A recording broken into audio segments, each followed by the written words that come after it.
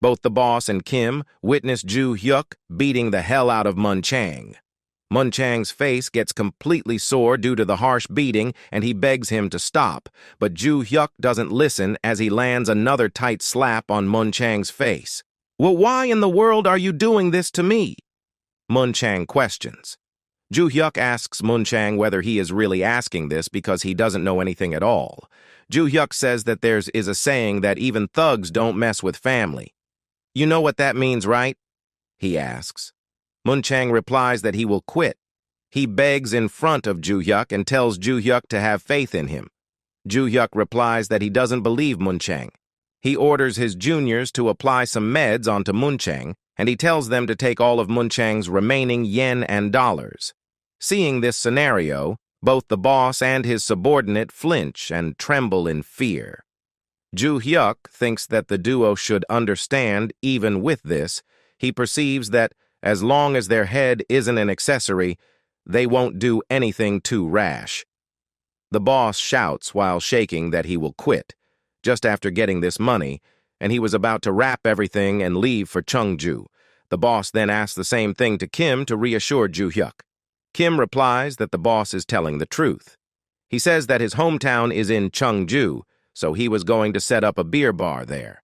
Ju Hyuk asks them why they are making a fuss, but then he says that since both the boss and his subordinate have said this with their own mouth, then he should keep at it. While leaving, Ju Hyuk advises them to live kindly from today onwards. He smiles as he thinks that bad guys like them are so easy to deal with. He then goes to meet John Hyo to give the profit of 50%. Hyo laughs, while saying that he has never met a surprising person as young as Ju Hyuk. "Shall I say, I can look into future?" Ju Hyuk asks. "Ha ha ha ha ha. It might really be true," Hyo laughs. Ju Hyuk says that he is always grateful to Hyo. John replies that if an opportunity arises, they should invest together next time. Both of them feel totally honored to work with each other while shaking hands. "Now then, since we've gathered some investment funds, shall we focus on taking over the nightclub?" Ju Hyuk questions while buying drink and steaks. The gang ate all the foods in 10 minutes. Ju Hyuk says that now he will start talking as everyone is full. Ju Hyuk asks the boar from where he has learnt interior designing. The boar replies that he did the interior design of his house. He learned quite a few things following his father since he was young. So Ju Hyuk tells the boar to take care of the interior of the nightclub and decorate it in a luxurious style suitable for Gangnam. The boar replies that he has the most confidence when it comes to interior design. Ju Hyuk says that then the next important thing is bringing DJs. The dwarf speaks that he will recruit the DJs. "I only know how to use my strength." "Brother? Then, what should I do?" the muscle asks. Ju Hyuk replies that Seokob should follow him around from now on. He tells Seokob to carry a memo pad so that Seokob can write down everything. The muscle replies that he will do his best to serve Ju Hyuk. "Will the customers come to the nightclub just because we did some remodeling?" Seokob asks. Ju Hyuk replies that they have to create word of mouth if they want people to come. The boar asks Ju Hyuk how he is going to do that. Ju Hyuk replies, saying he has his own ways. He asks the trio, which celebrities do they like? The muscle replies he likes Lee Yori, as she is the extremely pretty, outstanding queen. Then, what do you think will happen if Lee Yori comes to your neighborhood club? Ju Hyuk questions. The muscle replies that he will come right away to meet Yori, even if she is in the next neighborhood. Ju Hyuk conveys that it is the power of celebrities. Ju Hyuk says that he will not be the one who will call the celebrities, but he knows the person who can call them. He tells Muscle that there should be one set of outfit in the room, so Muscle should wear those for tomorrow, as the person they are visiting tomorrow is a scaredy cat, so if they leave a bad impression, they may not want to meet Ju Hyuk. The dwarf asks for the club's name. Ju Hyuk replies that it will be called by the name JS Club. "Why JS?" the dwarf asks. Ju Hyuk smiles as he thinks that the word JS has a deep meaning to it. Next day morning, Seo Koeb finds the outfit uncomfortable. It's so embarrassing. "Do I have to wear this every day?" he asks. Ju Hyuk replies that a big guy like him mustn't waver because of some clothes. The person won't meet them if they go there dressed like thugs. So, he tells Seo Koeb to stop making a fuss. "How may I help you?" the receptionist asks. Ju Hyuk introduces himself as Lee Yongkwang PD of KBN and says that he has a lunch appointment with CEO Han Sang-jun. So, he would like her to guide them there. The receptionist says that she would escort them to the CEO's office. She then calls the CEO to notify him that they have a guest. Ju Hyuk remembers that the security was weak in the past and so is now, as they are going inside easily without being checked. Well, it's a good thing for him. They knock on the door and the CEO permits them to enter. Ju Hyuk opens the door and enters. "Huh? It's my first time seeing you. Are you the new trainee?" "Who are you?" the CEO asks while smoking a cigarette. Ju Hyuk replies that even if the CEO doesn't know who his guests are, he must greet people who come to visit him first, instead of smoking on a chair. Ju Hyuk tells the CEO to keep up the manners while talking to somebody. Then, he asks the CEO to have a seat on the sofa next to him. A young chick, wet beside his ears. "Who are you to order me around?" "I'm here." "What do you want?" the CEO asks while blowing the smoke at Ju Hyuk's face. Seo Koeb then blows out the cigarette. "Goodness gracious, you really have no morals. How could you blow your cigarette smoke to someone's face?" he asks as he gets really pissed because of the CEO. Ju Hyuk reveals the CEO's real identity. He says that the CEO's name is Han Sang-jun, externally an entertainment bigshot who has succeeded several girl groups and boy groups, but in reality, a dirty person who runs 5-room salons and sets up his trainees with rich pimps. Han Sang-jun says sorry for not recognizing them as he thinks that they are from the police. Ju Hyuk reassures Sang-jun by saying that they are not police. After hearing this, Sang-jun changes his attitude again. He says that he got scared for nothing. "Yeah, I did some pimp work. So what? Why? Is one of the trainees your girlfriend or something? They sold their bodies because they wanted to. What do you want me to do then?" "Huh?" Sang-jun questions while revealing his true nature. After hearing all this, Ju Hyuk gets really pissed off. Sang-jun tells Ju Hyuk to report it lawfully. Ju Hyuk replies that this matter cannot be solved lawfully when the police executives are taking the CEO's money every month for backing him up while keeping their mouth shut. So Ju Hyuk tells the CEO to neatly grant one wish. The CEO replies that he is not obliged to grant the wish, though. He asks, why should he listen to Ju Hyuk's favor, even when Ju Hyuk doesn't have the guts to report it? So he tells Ju Hyuk to stop this nonsense and leave. Ju Hyuk orders Muscle to get the CEO while he goes near the trophies. CEO Han Sang-jun, "You haven't grasped the situation well yet, have you?" Ju Hyuk questions as he picks up one of the trophies. He says that he was wondering if there'd be another way, and then he found an easier way. He says that matters like this can easily be solved with fists rather than talking. He tells the CEO that if he moves, then his bone will be crushed. Ju Hyuk then swings the trophy toward Sang-jun's face, but he stops in the nick of time. The CEO gets terrified as he says that he wants to do it words rather than fists. He says that he will do whatever Ju Hyuk wants. Ju Hyuk tells Sang-jun that he should have done that earlier and dares him not to change his mind. The CEO tells Ju Hyuk to say anything and he will cooperate. Ju Hyuk says that it's nothing much. He is just opening a club at Cheongdam, Dong.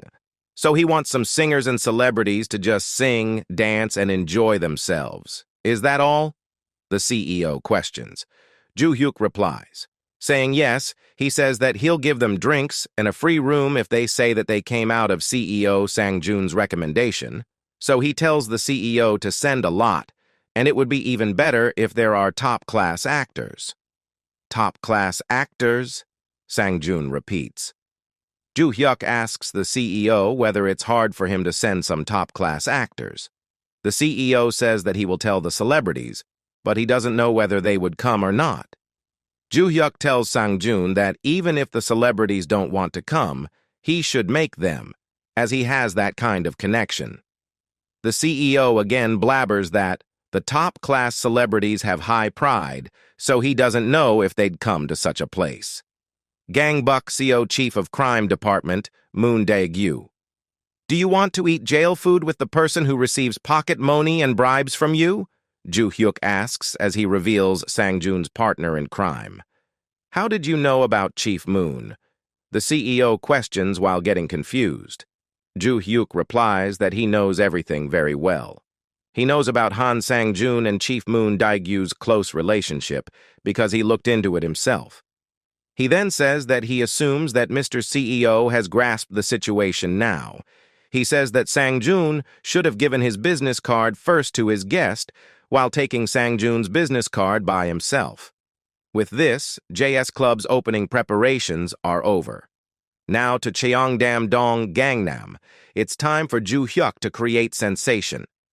After some days, the JS Club's sudden news of uproar reached to the head of the Gangnam faction through the members.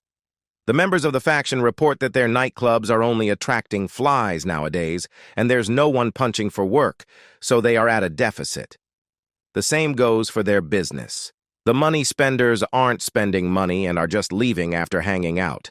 They don't even see people's shadows once midnight hits. Those old moths only eat the basic food and leave. How can we earn money, they wonder. The president of the faction speaks up. He kindly tells the members to leave for now. One of the members shouts that the reason for their downfall is because of the newly formed club named JS. All their money spenders are going to the JS Club. So he tells the president to quickly act on it. The president again tells them to leave. Then all of the members leave, except the head of department. JS Club? What is that place? The head of the Gangnam faction, Ju Cheol-soo asks. The head of department explains that JS Club is a club that suddenly appeared out of nowhere. DJs in Hongdae have moved there, and famous celebrities showed their faces and created word of mouth. Rich people of Gangnam are registered there as VIPs and go there every day. Ju Cheol-soo says that he doesn't know who it is, but they're smart as they successfully made good use of the human psychology of wanting to be treated special by introducing a VIP system. The head of department informs that the JS Club's members are looking for properties at Gangnam Station to open more branches. Cheol-soo replies that if it goes like this, it will affect their rice bowls. Rich bowls is a term used to say that it will affect their job and work that feed the owner to survive. Head of department, Nam, what should we do to protect our bowls? He questions. The head of department replies that they can steal JS Club's bowls. Cheol-soo then tells the head of the department to pay JS Club a visit and greet them. Additionally, he says not to be too rough on that club. In the next scene, the head of the department, along with some other hooligans, enters the JS Club. Oi, where is the boss of this place? He asks. Seo Kobe shouts that he wants to know the identity of the intruder who barged in at someone's place of business at such an early hour. Ju Hyuk notices a name tag in the form of a red dragon painted in gold leaf, which symbolizes that they are Ju Cheol-soo's subordinates. The subordinate tells Seo Kobe and the others that lowly things should step aside unless they wish to get hurt. The boar tells the man to leave if he doesn't want to die, but at that moment Ju Hyuk intervenes and tells the man to leave as JS Club's business hours start from 8 Rimmer. So they're not open for business yet. Do you think we came here to dance? You look young, though. Are you the boss here? The man asks. Ju Hyuk replies that he is the boss here. The man tells Ju Hyuk to come forward to have a chat. Ju Hyuk says that the people behind the man don't look like they want to do some light talking, though. The head of department replies that they're here to talk, although he doesn't know what will happen if something goes wrong. Department head, why don't we just beat and crush them all? One of the members asks. The head of department answers that they shouldn't destroy someone else's house and livelihood recklessly like that, when the same could happen to them as well. Is there somewhere to sit? The man asks. Ju Hyuk replies that they should talk while standing. The man tells Ju Hyuk that he is dropping the honorifics. Is there any reason to roll my tongue for the guys who came to aim at our livelihood? Ju Hyuk questions while smiling. By hearing this, the head of the department notices that Ju Hyuk has some guts. So he introduces himself as Nam Sang-min, who works under President Ju Cheol-soo. He says that Ju Hyuk might have heard that name before. Whose name? Ju Cheol-soo's or yours? Ju Hyuk asks. Sang-min laughs, but in the next moment he gets really pissed and tells Ju Hyuk to stop joking around and listen up. He says that he had been told to take care of this quietly, or else Ju Hyuk would have been turned into meat soup. He tells Ju Hyuk that the president would like to acquire this place, so they're giving him this opportunity. Why should I sell a club that is doing well in business? Ju Hyuk asks. Ha ha ha ha ha ha. All of them laugh, and in the meantime, Sang-min takes out his hidden knife and swings it near Ju Hyuk's neck in order to scare him. Sang-min says that it looks like he is joking since he is talking nicely, but it's the polar opposite. He says while holding the knife near Ju Hyuk's neck that he is not a very kind person. You know your way around the knife, huh? Ju Hyuk questions. Sang-min gets confused as he thought that holding a knife would scare Ju Hyuk. He asks while moving his hand near a fork whether he could self-defend himself. Since Sang-min is the first one to wield his tool, he picks up the fork and says that knives should be paired with forks. He tells Sang-min to fight a match with him. He says that he will use this fork as a weapon and Sang-min can use his knife, and if Sang-min wins, he can take the club and Ju Hyuk won't even take the compensation money. But there's a twist to it. In return, if Ju Hyuk wins, then they need to pay the acquisition fee that Ju Hyuk will decide on and take the club. Even if you retreat today, you're going to come again and make trouble, aren't you? While we're at it, let's decide for sure. What do you think? Do you want to do it? Ju Hyuk asks, while holding the knife high enough for everyone to notice. Sang-min replies that Ju Hyuk mustn't regret this later. Ju Hyuk tells Sang-min to just keep his promise, because there's no taking back. After some time, both of them get ready for their fight. The hooligans are thinking that things turned out really well, as it's an easy win for the head of department. The match begins, and from the get-go, Sang-min charges at Ju Hyuk while swinging the knife from different angles, but Ju Hyuk is dodging them nevertheless with ease. With perfect timing, Ju Hyuk breaks the defenses. He attacks Sang-min's thighs with the fork. Sang-min realizes that Ju Hyuk has played this type of game before. Played what game? Ju Hyuk replies. He says that they don't know how busy he was, though he thinks that they can't even know that because it was in his previous life, where he was busy with a really different close-quarters battle. Ju Hyuk and Nam Sang-min stands face to face. Nam Sang-min takes a deep breath and jumps towards Ju Hyuk and swings his knife. Ju Hyuk gets down and dodges it. He then stabs the fork on the injured leg of Nam Sang-min. Nam Sang-min's face gets red in pain, but he controls himself and again swings his sword at Ju Hyuk. Ju Hyuk dodges it with his swift movements. Seeing this, Nam Sang-min gets more angry and tries to grab Ju Hyuk with his left arm. But Ju Hyuk grabs Nam Sang-min's hand first and throws him away. Ju Hyuk again stabs the fork on the left leg of Nam Sang-min. Now Nam Sang-min cannot hold the pain in and screams like hell. Seeing this, the other boys get scared. Nam Sang-min is unable to stand, and he falls on the ground and curses Ju Hyuk. He then orders his subordinates to get Ju Hyuk. The subordinates then takes out their weapons and slowly starts to walk towards Ju Hyuk. Seeing this, Ju Hyuk tells the big guy to block the entrance and tells Fatty to block the stairs. Ju Hyuk also tells the dwarf to switch off the lights. After hearing the orders from Ju Hyuk, dwarf quickly goes towards the main board and quickly switch off the light. As dwarf switch off the lights, the whole place turns pitch dark. The subordinates of Nam Sang-min gets nervous as they are unable to see anything.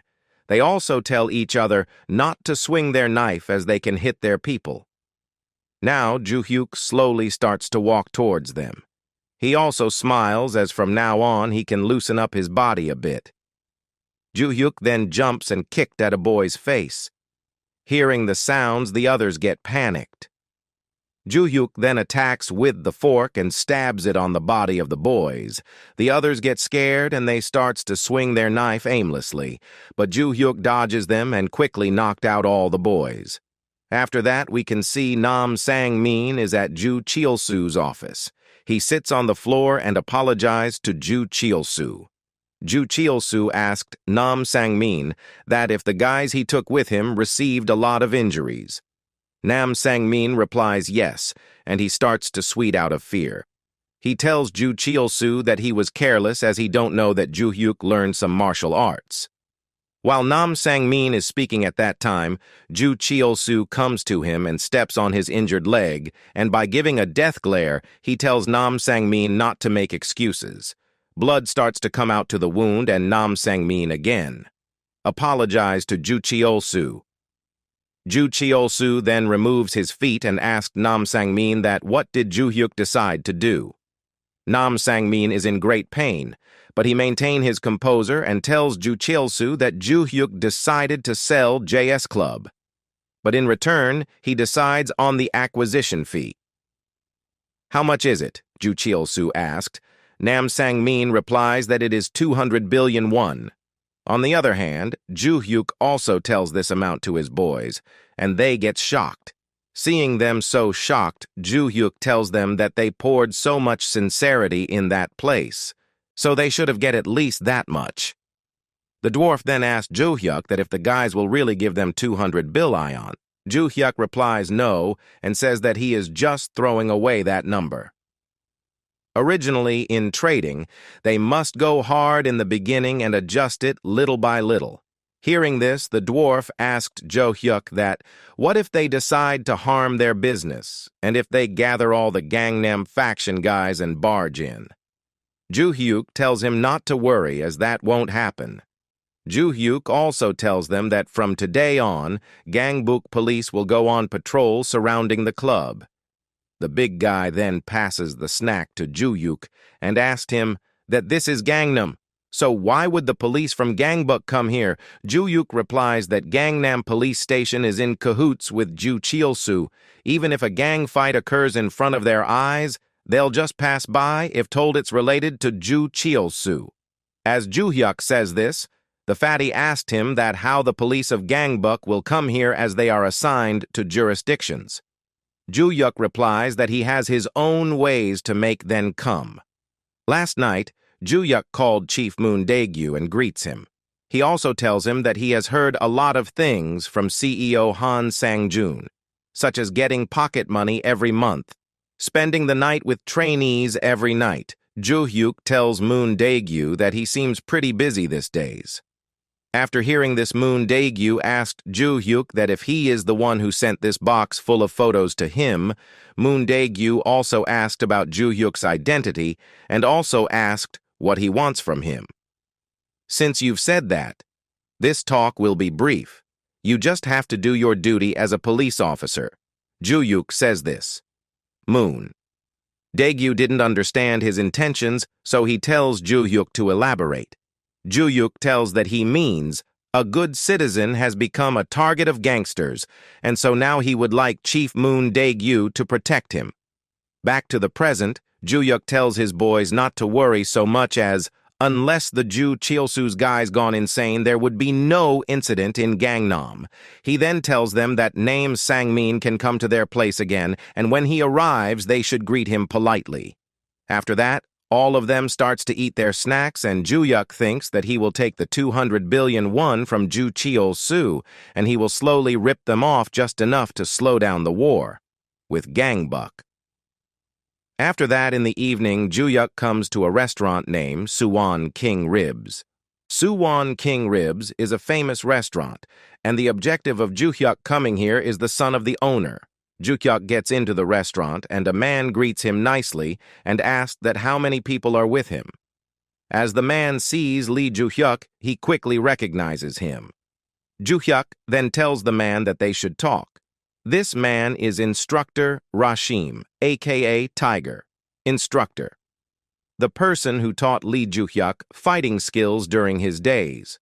Lee Ju-hyuk then sits on a table outside the restaurant. Rashim prepares 2 coffee and brings it to Lee Ju-yuk and tells to drink it. Ju-yuk thanks him for the coffee.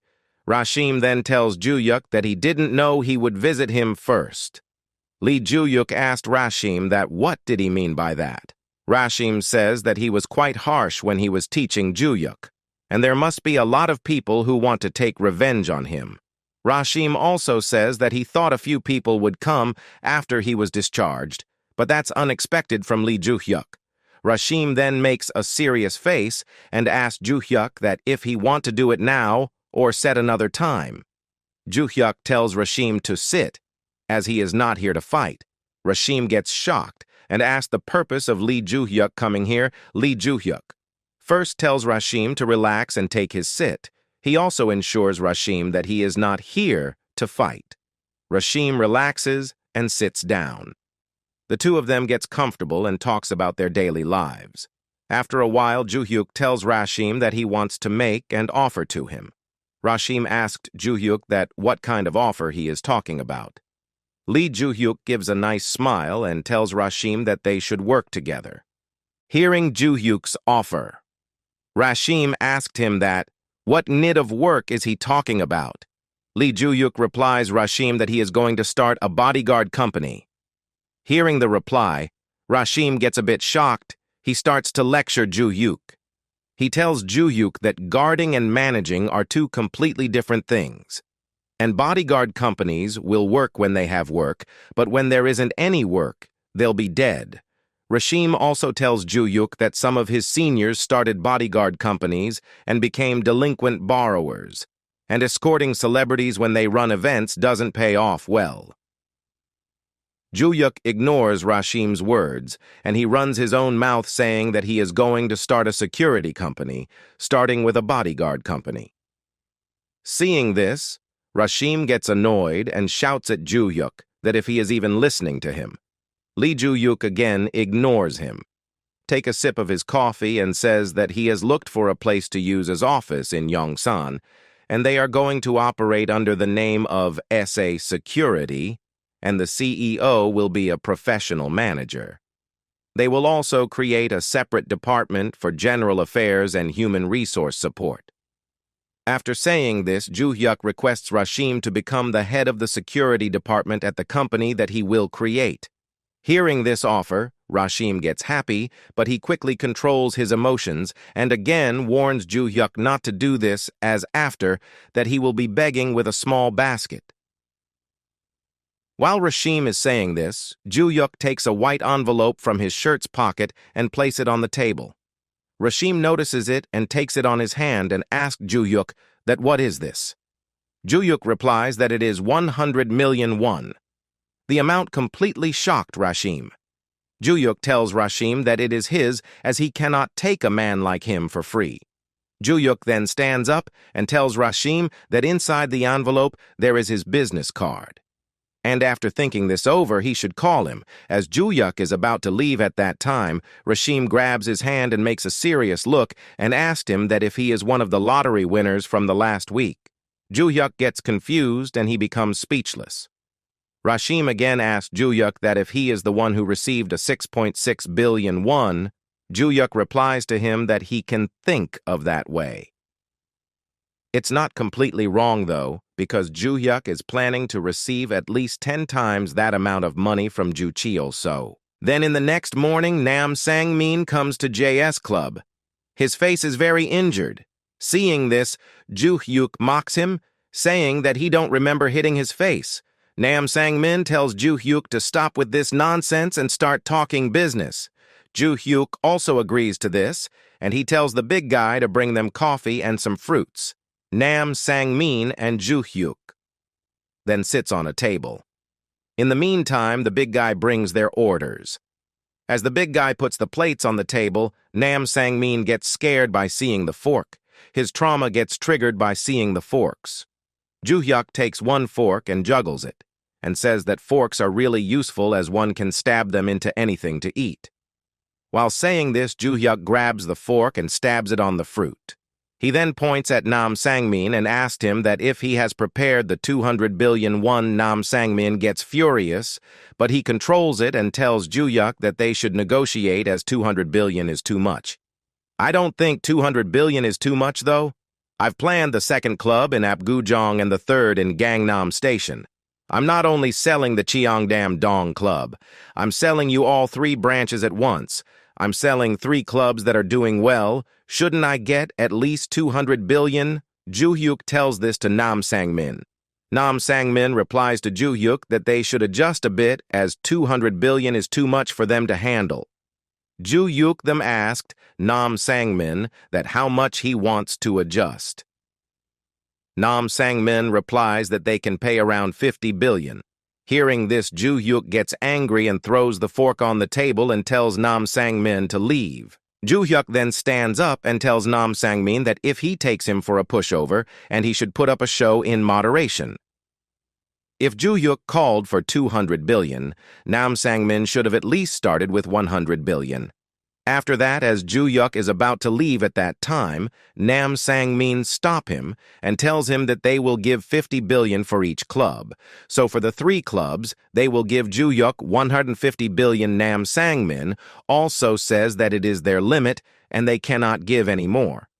Hearing this, Ju-hyuk starts to think that Ju Cheol-soo is spending 150 billion for a new club and 2 clubs that aren't even made yet. Then again, there's no other way. The loss will be large because the amount of the deposit is reduced. Thinking this, Ju-hyuk sits and tells Nam Sangmin that he is ready to make this deal. But Ju-hyuk puts a condition that he will take the money in hard cash or in bearer bonds. Hearing this, Nam Sangmin gets shocked.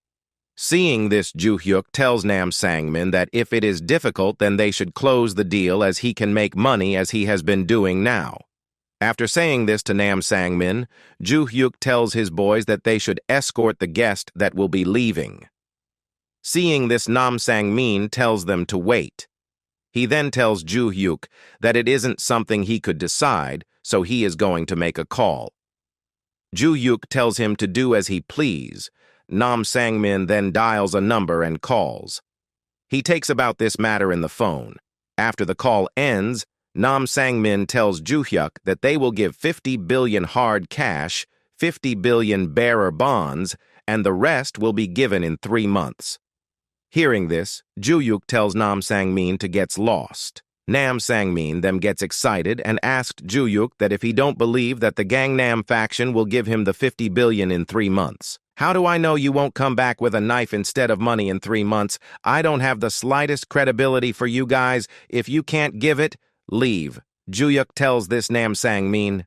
Ju-hyuk know that Nam Sangmin is not lying when he says he's giving it in 3 months. They have no choice but to give the money, even if it's just to save face. But Ju-hyuk's goal is not money. His goal is drying up their source of funds. After that, Nam Sangmin comes back and gives 4 keys to Ju-hyuk. Nam Sangmin tells Ju-hyuk that these 4 keys are for the 4 trucks. The 4 trucks contains 400 boxes of 25,000 won bills in an apple box, 100 billion won in cash. After that, Nam Sangmin puts a bag in front of Ju-hyuk and tells him that these are 500 sheets of 100 million bearer bonds. That's 50 billion. Seeing all of this, Ju-hyuk puts his hand on Nam Sangmin's shoulder and praises him for doing the work so neatly. Ju-hyuk also tells Nam Sangmin that he has all the paperwork in the office, so Nam Sangmin can take care of the club transfer matters himself. Ju-hyuk then gives 3 keys to his 3 subordinates. As they are about to leave, Nam Sangmin tells Ju-hyuk to clean his neck as he will surely gets his head. Ju-hyuk laughs, hearing this, and leave while saying Nam Sangmin to get some apples instead. As they gets out, the boys asked Ju-hyuk that if they should go home with the trucks. Ju-hyuk replies, no, and tells them that they should spend some money if they earned some. The boys didn't understand his words, so they asked him to elaborate. Ju-hyuk tells the fatty that he is coming with him to the office that he prepared in Gangbuk. Ju-hyuk then orders the other 2 to go around Itaewon and Hongdae to meet the club owners. Hearing this, the big guy asked Ju-hyuk that they finally sold a club, but they are going to do club business again? Ju-hyuk replies him that, of course they should, as if they increase the quality of Gangbuk Club, JS Club's guests will decrease. And they also need to bring the DJs and celebrities who used to go to clubs to Gangbuk.